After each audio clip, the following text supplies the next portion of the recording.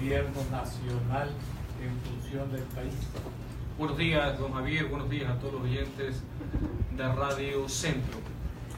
A esta fecha, lo que está gravitando en el acontecer nacional, evidentemente, es el llamado a consulta popular a realizarse el próximo 4 de febrero. Nosotros hemos tenido una postura clara. La consulta no es del gobierno, peor de partido político alguno. La consulta popular nace por y para el pueblo. Es la respuesta a legítimas demandas ciudadanas en pos de un ejercicio de democracia directa que profundice asimismo la democracia y la institucionalidad que fue vapuleada y golpeada después de una década de abusos, y una oportunidad para realizar un cambio apelando al voto, es decir, sin intermediarios.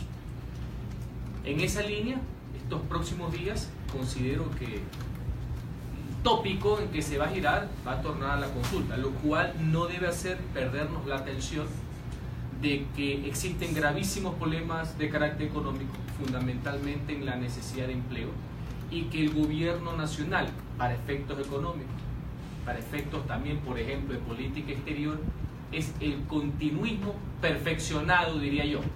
Entonces, sin perjuicio del tema de la consulta, debemos ir también a un cambio profundo del modelo económico para que este estatismo voraz y hambriento que quiere esquilmar permanentemente al sector privado sea cambiado por uno pragmático, ni siquiera digo ideológico, sino de lo que funciona.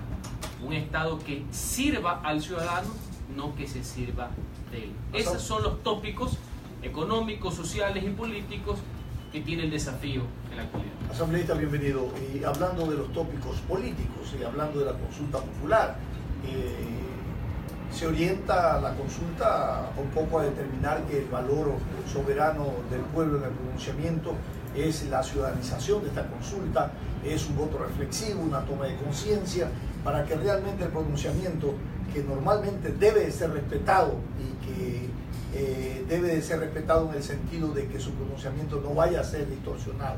Porque ha ocurrido históricamente que las consultas populares están tan desprestigiadas en un determinado momento que sirvieron para legitimar gobiernos y para zanjar enfrentamientos de intereses de poder político. O para castigar gobiernos. Y en este sentido, cuando se habla de ciudadanizar, cuando se habla de participar a los ciudadanos, no dejan de jugar un rol importante los movimientos sociales, los partidos políticos, que no es que tutelan, sino que orientan posiblemente. Le quiero preguntar cuál es un poco la dinámica. Hoy día hablaba con alguien y decía que hay que tener una pedagogía de la consulta. Y en esa pedagogía de la consulta están los orientadores sociales, los orientadores políticos que podían ir generando este trabajo. ¿Cómo va a realizar el partido Madre Guerrero, Partido Social Cristiano, este trabajo en territorio? ¿Cómo lo hacen? Efectivamente, aquí el reto es la ciudadanización de la consulta. Explicar y concientizar por qué el pueblo se va a ver beneficiado con este cambio político a través del voto. ¿Por qué le conviene al pueblo y a su familia? No a los políticos, sino a ellos. Y que esta es la herramienta, esta es la vía, este es el instrumento, la oportunidad del cambio. Y diré yo, del inicio de un proceso de cambio, porque también caer en la demagogia de pensar que el país va a cambiar automáticamente el 4 de febrero no es lo correcto. Usted se ha hablado con mucha propiedad que obviamente los gobiernos quieren legitimarse a través de una consulta, o también el pueblo a veces castiga con la consulta. Por eso es el trabajo de explicar cada una de las preguntas. ¿En qué consiste?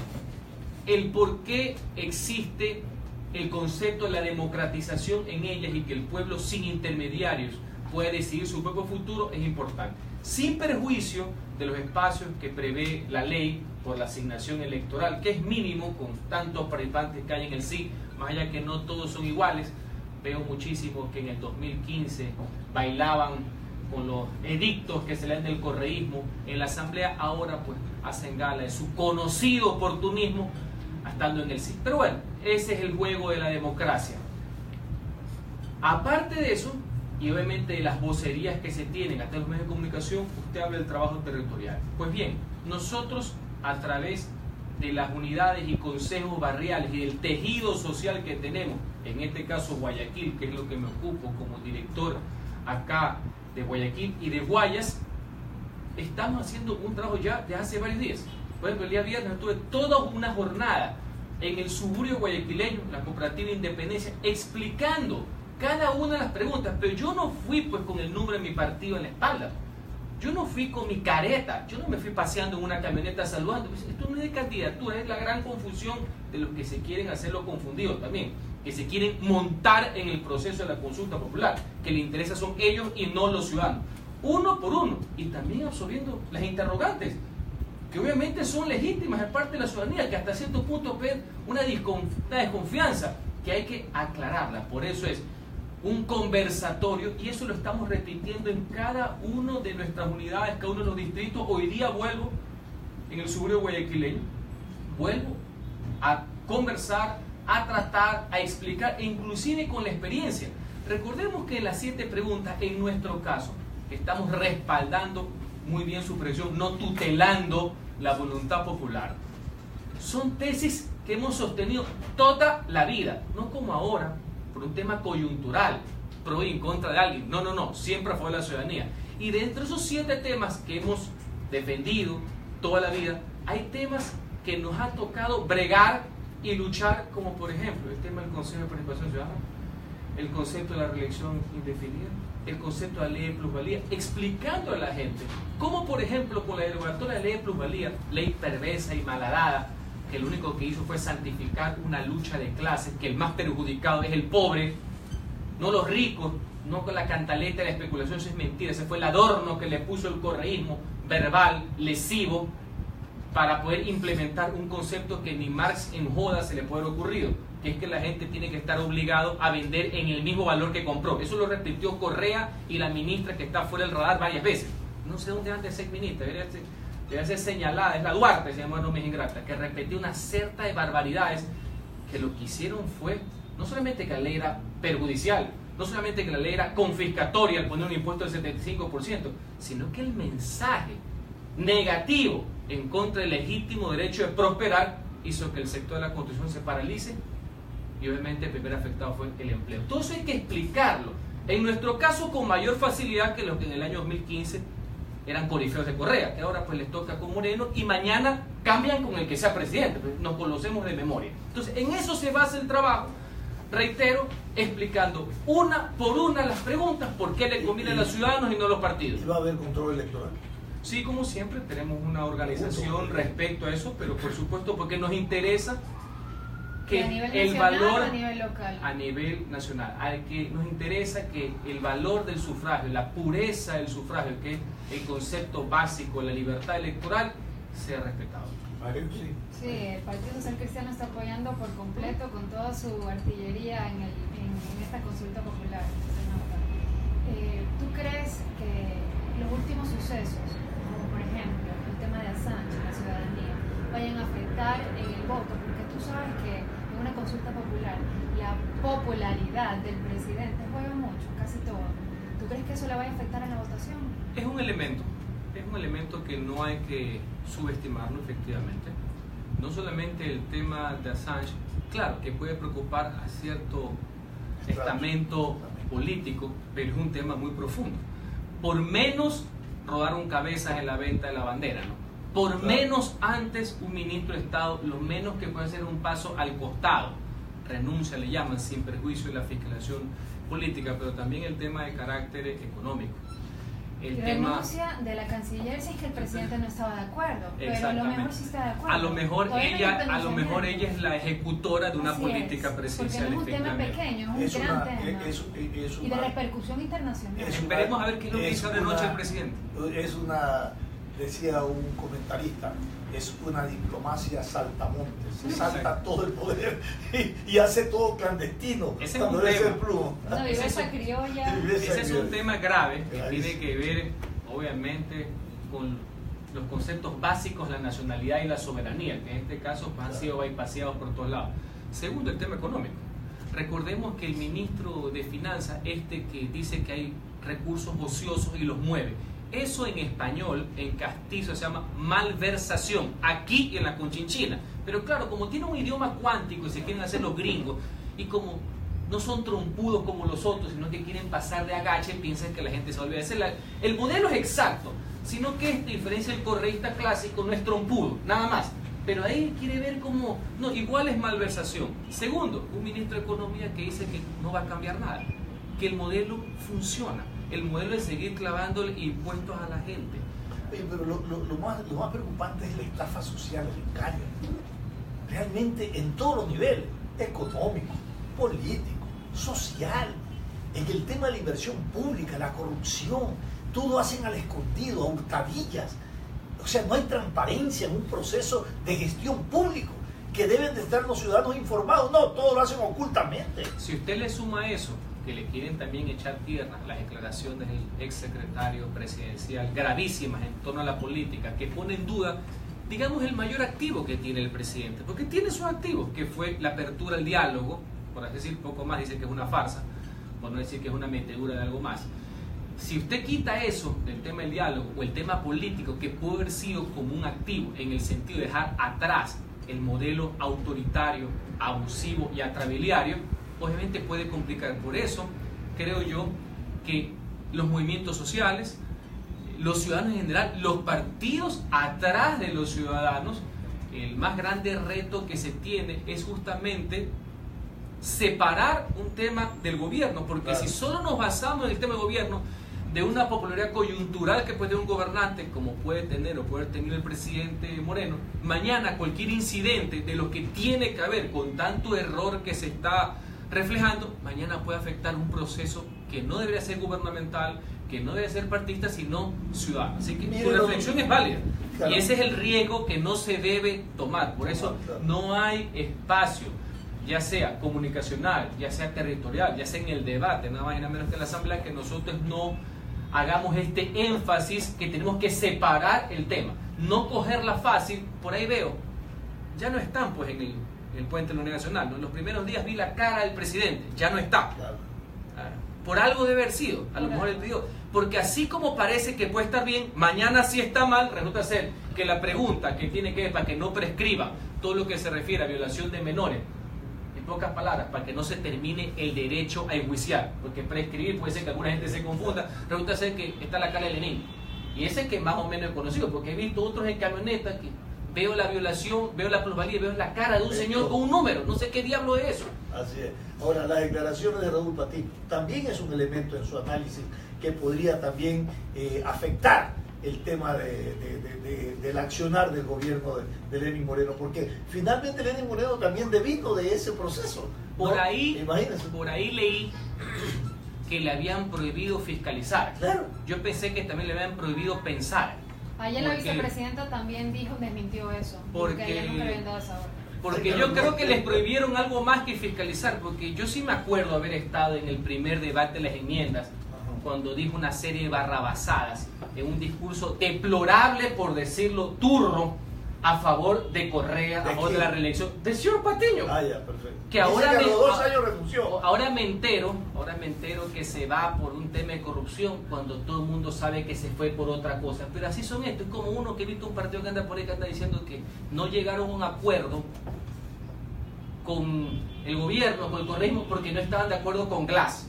Pero eso se inventaron la semana pasada. Hasta donde un acuerdo, por ahí decían que no llegaron a un acuerdo fue porque no habían respetado sus espacios. Pero así son. Creen que todo el mundo es sopenco y que todo el mundo se va a tragar su rueda de molino, pero allá ellos. En el caso de Patiño, hasta Correa se le ha burlado, pero en todo caso es un reflejo más que son, como decía Gaitán, los mismos con las mismas, y el pueblo no come cuento. Por eso separemos las caretas y vamos a lo de fondo, a lo que le conviene a la gente, porque si nos ponemos con estas pintas, que el uno dijo que no, ahora dice que sí, el que puso sí, el que le puso... Por favor, encima con esta estrategia que la gente cae en la hamaca, ¿no? Un hermano está por acá, el otro hermano está por allá. ¿Quién cree que... Vámonos de fondo. A ver, vamos a asumir que gane el sí. No es cheque en blanco para el gobierno, correcto, de entrada, ¿no? Perfecto. Si no es cheque en blanco para el gobierno, ¿cómo va a actuar la Asamblea que no tiene definida una mayoría, cuando en ese pronunciamiento va a haber leyes que van a tener que aprobarse dentro de la Asamblea y todavía no se consolida eso. Justamente, voy a poner un ejemplo.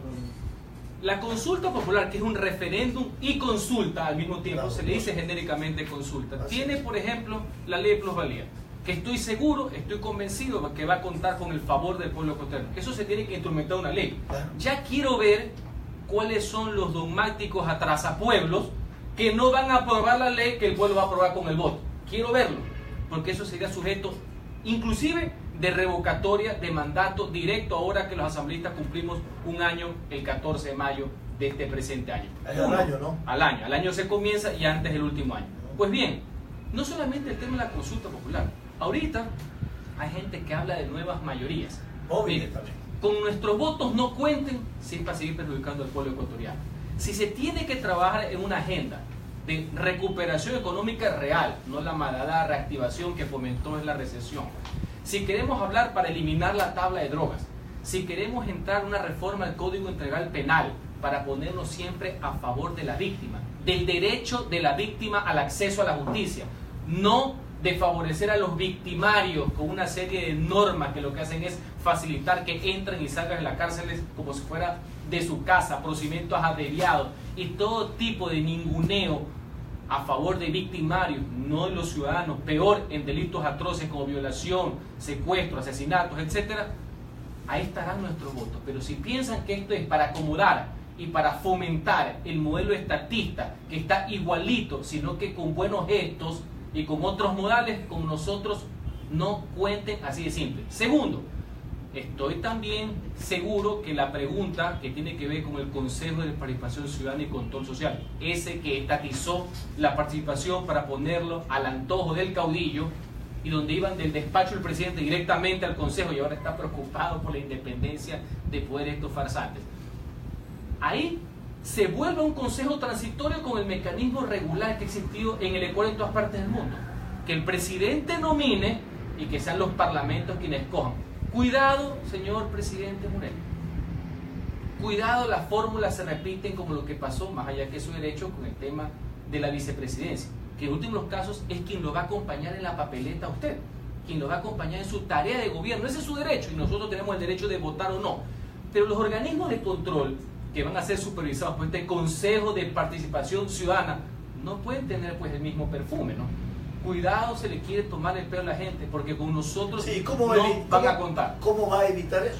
El presidente tiene que hacer una lectura correcta del momento histórico que está viviendo el Ecuador y las 7 ternas, 21 nombres deben representar a los ciudadanos y no a la coyuntura política partidista del momento, sino uno de sus baluartes que habrá sido en la práctica, no dice otras palabras, tratar de descorreizar después de una década, reitero, atrabiliaria, donde hubo la concentración de poderes, todo esto enconchavado con una persona que se autoproclamó jefe de todas las funciones del Estado, decía que era jefe de la justicia, jefe de los municipios, etc.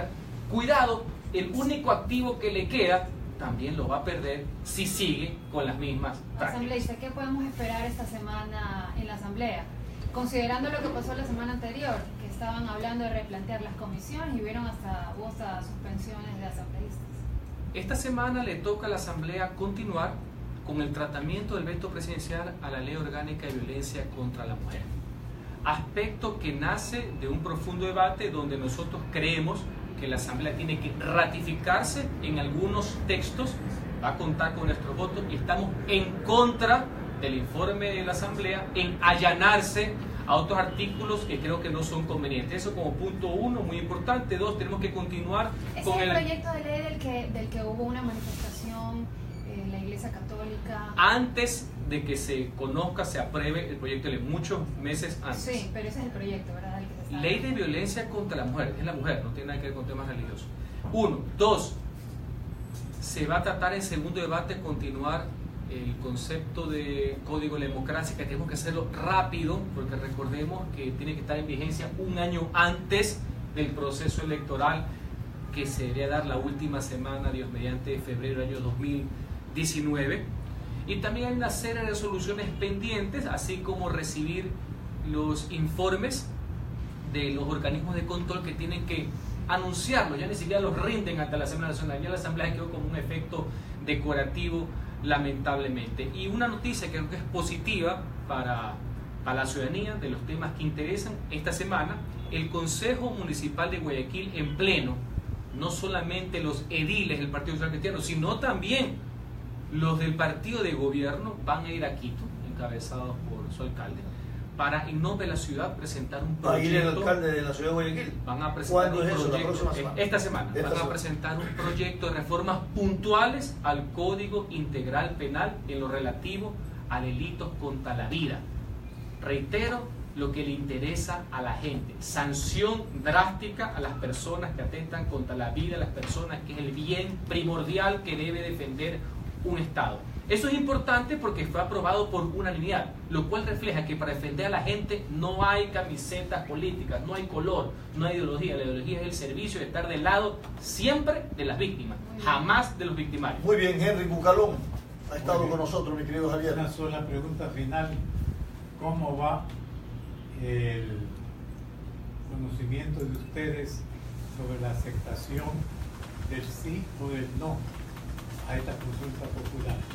El sí va bastante bien, y creo que va a haber un triunfo claro, contundente el próximo 4 de febrero. Será el triunfo de la gente, de los ciudadanos, no de los políticos, no de los partidos y peor de los politiqueros. Muy bien. Gracias, mi querido asambleísta Henry Bucalón, por haber estado con nosotros. Criterios y comentarios y visiones a consideración de todos y cada uno de quienes han estado en sintonía de este programa. Vamos con nuestros anuncios.